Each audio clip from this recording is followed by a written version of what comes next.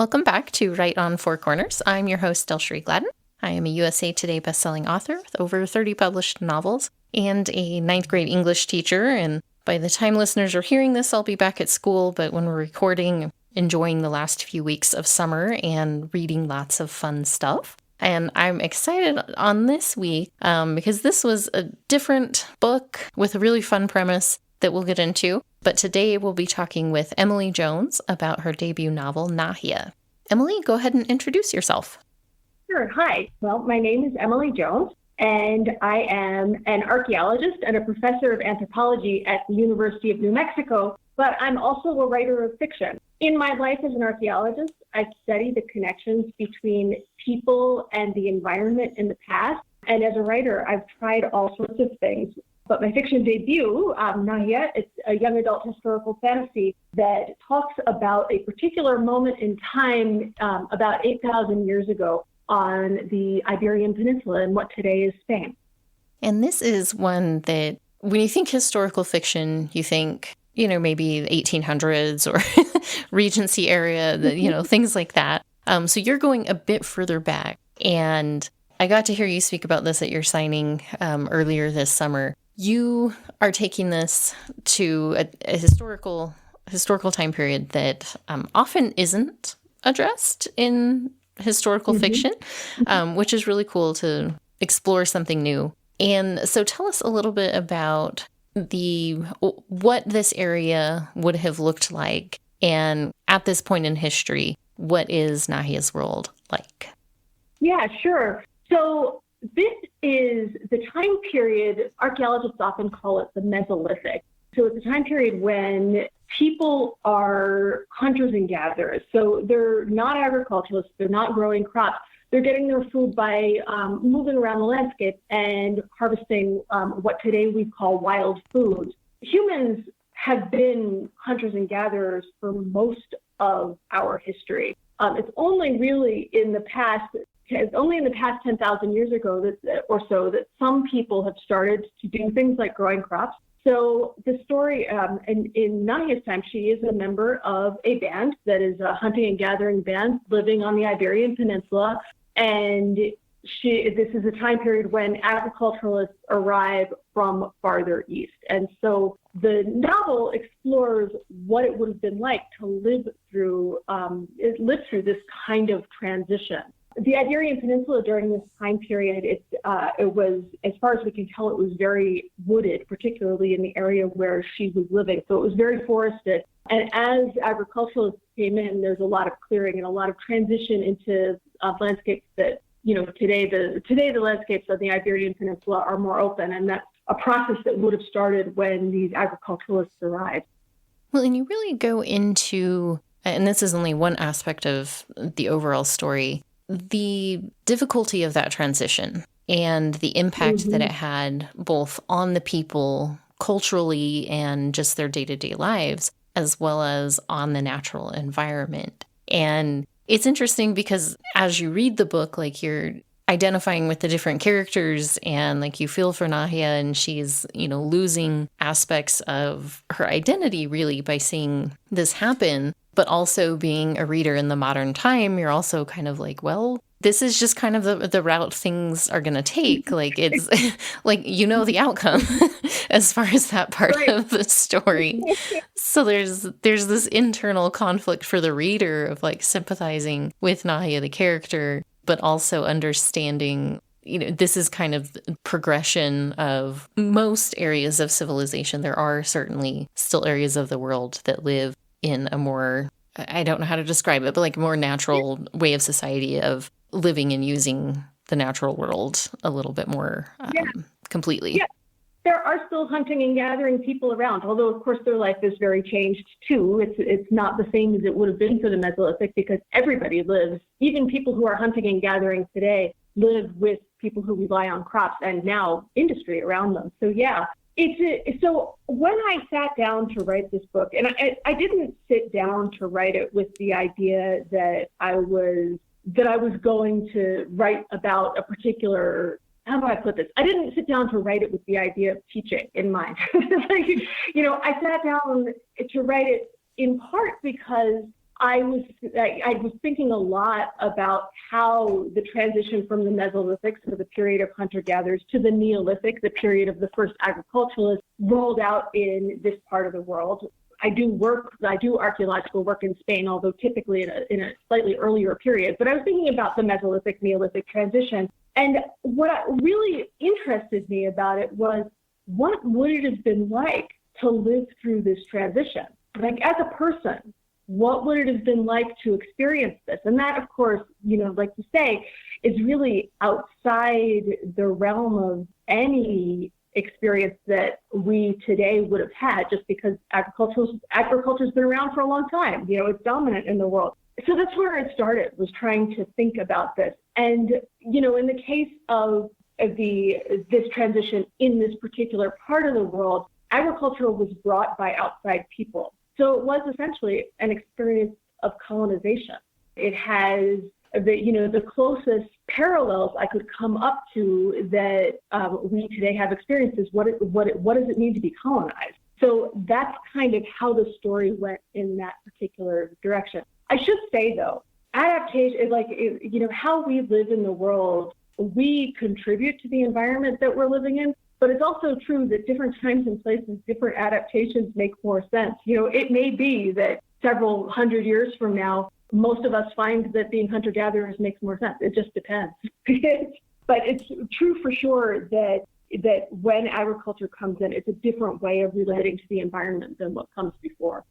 Yeah, it was actually something that I really thought about while reading this was, did society need to progress to agriculture and to living in a more permanent type of place rather than moving around? Yeah, there's obvious benefits to that, safety, having food available and being able to plan a food supply. But the story brings to your mind where it's like, this is a very natural way of living, to use the resources available to move along with where certain things are going to be and all of that. So it really did get me to think of what, at least in the Western mindset, you think of, civilization as progress and development. And these are good things that are moving society forward and, technology and all of that stuff. And it really does kind of make you think well, is that necessary? Is that progress, or is it just movement from one type of existence to another? That doesn't necessarily make it good or better. There probably isn't one best way to live. It's going to depend on a lot of different factors, but it really got me to start thinking about that and what we view as progress or civilization. You kind of, as you read history and stuff, you hear that terminology of they brought civilization, or civilization developed, this is this goal to reach for society. And it's I don't know, I'm sure there were plenty of people who were perfectly happy doing what they were doing and didn't need civilization to come find them. I can't tell you how happy I am to hear you say all this, because it is, this is one of the things that actually got me interested in when I first started interested in archaeology. When I first started working on it, was this idea that this is all inevitable, that things have happened this way and it's just this trajectory that we're all going to go on. And I'll say that in everything I've studied, there's nothing that I've come across that suggests that this is inevitable or that it's even better. That rather, I think what I have come around to, and I think it probably does come out in the story, because obviously the way that I think about things is going to come out in writing, is more that every historical incident, whether it's a big event like the transition from hunting and gathering to agriculture, or whether it's something small, like, well, in the case of Nahia's, a young woman figuring out where she belongs in the world, every event it's an amalgamation of so many different threads going into it. It's both what comes to you, what the world presents to you, and how you respond to it, but it's also a matter of a specific time and place and what the circumstances in that specific time and place are. Does it make sense for you to take on agriculture? Or is this something else where the way you've been doing things will make more sense? And I guess that's part of the reason why I felt like thinking about this transition from the viewpoint of fiction, where it really is about experience. That's something that in the archaeological record, we very, very rarely can we talk about change from the experience of an individual person. Instead, we're looking at these kind of broad scale changes that happen often happen over thousands of years. But this is one that happened quickly. And so I felt like, this is something where fiction is actually a really great tool for exploring what it might have been like.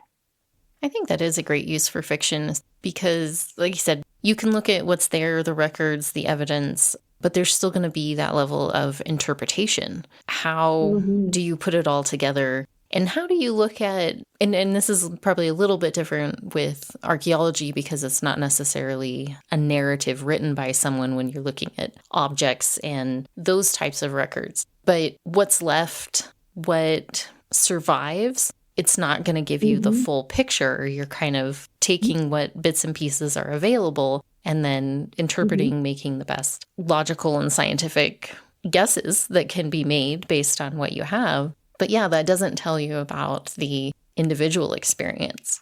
And being able to explore that, other people may have different interpretations, but it gets you thinking and brings up those questions of like, how would different individuals react? And you see that in this with Nahia and then her mother and her sister. They all have different ways of reacting to this approaching threat of outsiders. At the beginning, they don't really know who they are or what they want or what's going on. They just know something is kind of making a change in the environment and in the overall society and culture of these different bands. And so you use those three characters to really explore different reactions and the thought processes that they go through in making their decision on what they're going to do moving forward. So I wanted to ask you how you approached developing those characters and giving them different personalities and views on the situation so that those ideas could be explored through them. Yeah, I'm so glad you asked me that question because this was the first time I tried writing long form fiction. I'd written a lot of short stories and things like that before, but when I sat down to write Nahia, it was the first time I'd ever done so with the idea that I was going to write a novel. And I was very much a pantser in that I didn't have a plan for it. I just sat down and began writing. And what came out, so the very first draft of the novel actually had two viewpoint characters, Nahia and her sister Azara. And in some ways, that first version, it was like a conversation between two different parts of my brain. It was, as I was thinking about, well, what would it be like to go through this? Would you embrace it or would you fight against it? And so that's how the two of them developed as this kind of conversation about different ways that you would react to an event. Abena, their mother, has her own different reaction, and that she was much more of I had not planned on the mother being a very strong character in this. I didn't really plan on much, but she developed really independently as kind of a third viewpoint on the situation. And I guess that makes sense. There's always more than two that she would have kind of developed that way. But it was a really interesting process.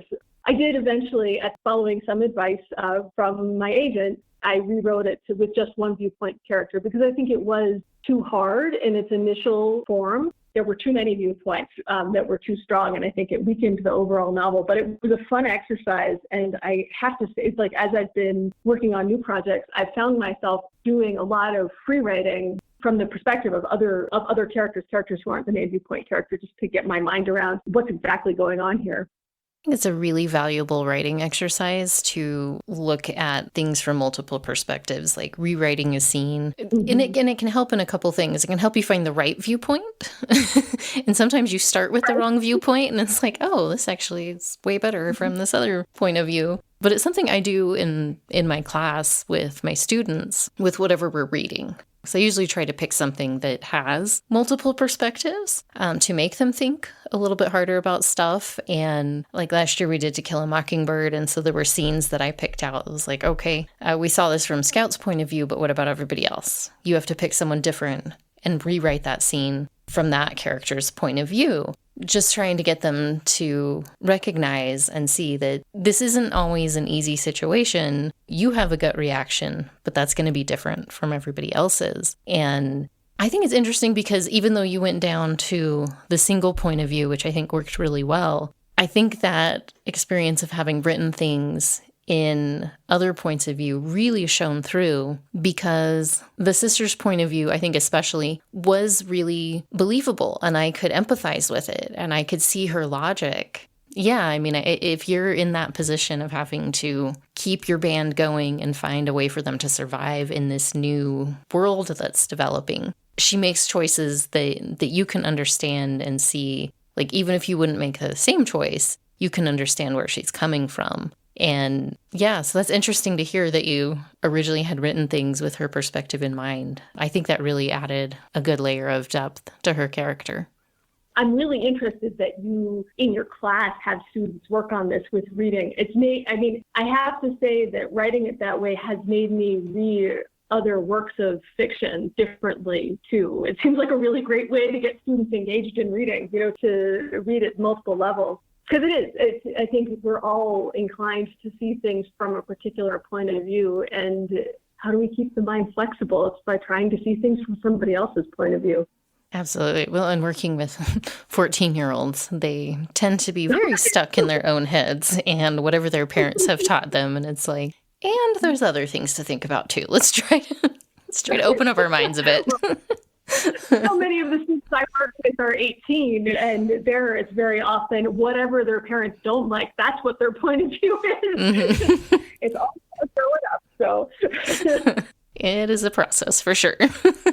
Now, one of the other things that I wanted to bring in is that this is historical fiction, but you also have another element where there is some supernatural layers to it. So I wanted to ask you, what made you decide to add that in, and then how did you develop it over the course of the story? That's a hard question, but a good one. So one of the hardest things for me about writing what some people call archaeology-informed fiction, as somebody who is an archaeologist and who is a scientist, it was so hard for me to let go. I wanted everything, I wanted to make sure I wasn't being misleading. And that got me, in the early part of the process, I got really paralyzed in my writing, as in, be like, well, I'm not entirely sure what kind of stone tools would be used here, so I'm going to dive in. I'm going to get in the library, read everything, and I'd get stuck. I'd wind up going down this rabbit hole. And eventually I had to make myself a rule that I would not fact check until the first draft was done, because if I did, I just get stuck. So that first draft, in addition to being from 2 points of view, and in addition to having this problem of just needing to be I need to just make stuff up and not worry about the record to begin with, one of the things that came out naturally is that most people in most parts of the world today too have a point of view, have a way of interacting with the world that is more spiritual, that's more religious, that's more magical, if we, for lack of a better word there. But as a scientist, just writing about magic was not something that was easy for me to do. It's not something that we can test for in the archaeological record, or that we can see. So at the same time, I am a big reader of science fiction and fantasy. Those are my preferred genres, really. So it's not like I can't let my imagination go to that place. So bringing in some of the more supernatural aspects was, in fact, part of freeing up my imagination and letting myself just run with what would it have been like to be alive at that point. But I will say it was not easy the whole way through. My scientist brain wanted to fight with me every little bit of the way. And a lot of the more supernatural aspects came in thanks to encouragement from my wonderful editor, Maura Crouch. Yeah, I can see that being really challenging. Like, you are used to needing to back things up and have evidence and confirm every little detail. And this is something where you're exploring and coming up with new ideas and seeing how they might fit together. It's a very different thought process, I think. I know there's plenty of, even with what I write, and I don't do historical because I'd never get anything done, honestly. I would just, I'd be so stuck on making sure the details fixed. I'd never finish a project. But I do, Uh-huh. a lot of mine I have dealt with paranormal or mythology or fantasy type things. And I get stuck on like there's an established lore and how closely do you follow it? And people one person agrees in this. And so when I first started working with that in my writing, I very quickly realized like, oh, like it's kind of impossible to make everybody happy with all the little Mhm. details. So I tend to kind of take a kernel of something and then just run away with it and Mhm. do whatever I want, as long as it makes sense. Because Yeah. it can be really challenging to not get stuck in endless websites and podcasts and research and all of these different things where that kind of takes over the story instead of letting the story develop and find itself. There is a balance to strike there, and it's I'm sure even harder coming from a scientific background like you do, where evidence and backing everything up and citing your sources is very important. Well, and like I said, when I sat down to write this, I was not intending, I didn't do it with the idea of teaching. I always worry about, the idea here was to have fun, for it to be a novel, to be a story that's engaging. And if it feels too much like a textbook, then that's not, that's not going to succeed as a story. But at the same time, I don't want to mislead people. So it's a hard balance to strike. I will say one of the things that helped me, and I should have thought of this before, one of the things that helped me a little bit with the writing the paranormal aspects of this, the supernatural aspects of it, was I'm not going to get the quote quite right. This is a paraphrase of Robin McKinley, who in an interview asked, when she was asked about magic in her books, said, "It's true that you do get to make the rules, but then you have to follow them." And in some ways, remembering that quote was very helpful to me, because I'm like, well, okay, there are at least some guardrails here. I might have made up what those guardrails are, but I have to hang on to them, and that it was actually very reassuring for somebody who's used to having like some strict guardrails or strict guidelines. It helped. For the reader, that helps too. Oh, yeah. Nothing drives me more crazy when I'm reading something that's, non-realistic and you're like, wait a minute, that's not supposed to happen. Why are they doing that now? That's not how this is supposed to work. Really irritating for sure. Yep. I agree. Well, and one of the other layers that you bring to this story are all the relationships. And we've got familiar relationships between Nahi and her family members, but then we've also got the larger group dynamics of the band. And then you also weave in a romantic storyline, because this is a coming of age story where Nahi is kind of reaching maturity. And because of some of the contention within the band and with the approach of these outsiders, she ends up basically kind of being sent out of the group because of some conflict with her mom. And we see kind of some romantic elements develop there. And I thought that the different relational aspects of the story helped tie a lot of the other story elements together. Because it's not easy for Nahia to just say, well, to heck with the rest of you. You don't agree with me. I'm out of here. Because it's her family. It's who she's grown up with. But then she also does have, this developing relationship that is also a draw for her. So I wanted to talk to you about just developing those bonds and the interactions between the different characters. And what was your approach for that? You've said you're kind of a pantser. You went at it. So during your revision process, did you find that you had to go in and tweak some of those relationships, or just what was that process like for you? Because I like how it turned out, so it went really well. So interestingly, the relationship with Eniko, the love interest, it was also not something that I planned. He, as a character, just came out of nowhere. But so it was a really organic love story, I guess, in that sense. But as I went, as I finished the first draft and I sat down to think about, okay, what's got to go here, i.e., we have too many viewpoints, and what do I really want to play up? One of the things that I was thinking about was the fact that so often, in my experience, love can be something that helps you grow. It's something that it's a force that I think many of us encounter, and it doesn't have to be romantic love, it can be love of any sort, but many of us encounter new kinds of relationships as we're growing up, and that's a big, big part of what helps us mature. Frequently in literature, it's like, so there are a lot of love stories that don't do this, but there's a frequent thing in a lot of YA literature where there's a negative relationship of that sort that comes in. And there are many books like that I really like, but I was like, you know what? I don't want to do that. I want to have one where this relationship helps her find who she is. So that was, while Echo kind of came up on his own and that relationship developed on its own, when I went back to revise, that was really where I wanted to go with it. Naya's relationship with her mother was a harder one for me to write. Although, again, Avenna came about really organically. She wasn't planned. But it was a hard one for me as I sat down and thought, well, why is Avenna behaving this way? This is her daughter. She's sending her daughter off into exile. What would make that happen? And so trying to work out that relationship in a way where there is logic to it, it is real, but at the same time, we're seeing it from Naya's perspective. She's the daughter here. She feels hard done by.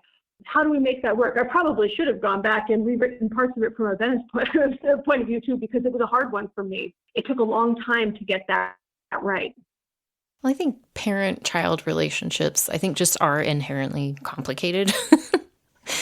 And depending on where the person writing comes from, I think that really influences your perspective on what that relationship should look like and the roles and things like that. I think that one tends to be like a harder one to really develop and explore and not go to whatever you're familiar with. For whatever reason, I'm sure some psychologists could unpack that, but I find that those are challenging relationships to write about at times.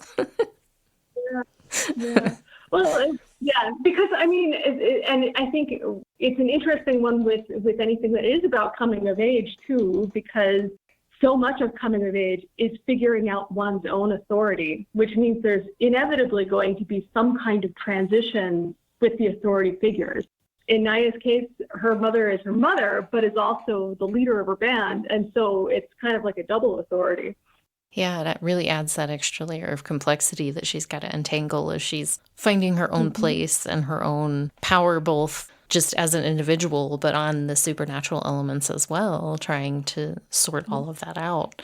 But you bring it all together really well. And I could talk to you about this for quite a bit longer, but we are at the point to start wrapping up so I can fit the show into the time slot after. But before we wrap up, I just wanted to remind our listeners that the book is called Nahia, and that's by Emily Jones. And Emily, where can people find you and the book and reach out if they would like to connect? Yeah, sure. So I have a website that's emilylenajones.com, EMILYLENAJONES.com. And there's information and links about where to go to order the book on there. And I also have like a little newsletter sign up, and I need to get in there and figure out a place to post just general news. I'm also on Instagram, although a little less frequently, and there it's just at Emily Lena Jones, EMILYLENAJONES. Awesome. And I know your books are in several of our local bookstores for those who are in the Farmington area and listening to this. So check it out. I hope people do. It was really an enjoyable read, and I look forward to whatever you're working on next. Thank you so much. It's been a real pleasure talking to you.